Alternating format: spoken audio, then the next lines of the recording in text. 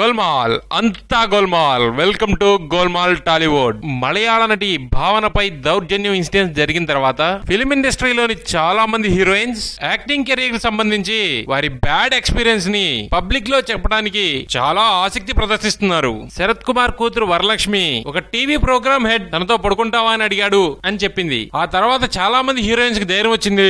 బోల్డ్ అని కథలు బయటకు వస్తున్నాయి. తెలుగు హీరోయిన్ మాధవీలత హీరోయిన్స్ నిజాలు మాట్లాడితే చాలా మంది డైరెక్టర్ల కాపురాలు పాడైపోతాయని స్టేట్మెంట్ కూడా ఇచ్చింది. ఇప్పుడు వేదం సినిమాలో హీరోయిన్ గా నటించిన లేఖా వాషింగ్టన్ ఓ తమిళ దర్శకుడి గురించి చెప్పుకుంటూ వచ్చింది. ఒక తమిళ సినిమాలో అవకాశం ఇస్తానంటూ లేఖని తన చుట్టూ తిప్పుకున్నాడట ఓ దర్శకుడు. చివరికి పడుకుంటే అవకాశం ఇస్తా అన్నట్ట. లేఖ ఒప్పుకోలేదట. వేరే హీరోయిన్ కి అవకాశం ఇచ్చాడంట ఆ డైరెక్టర్. తర్వాత ఆ సినిమా ఫారెన్ షూటింగ్ లో వయాగ్రా డోస్ ఎక్కువై ఆ డైరెక్టర్ హార్ట్ అటాక్ తో పోయాడట. చేసిన పాపం ఊరికే పోతుందా, విధి వదిలిపట్టదు, తగిన శాస్తి జరిగింది అంటుంది లేఖ.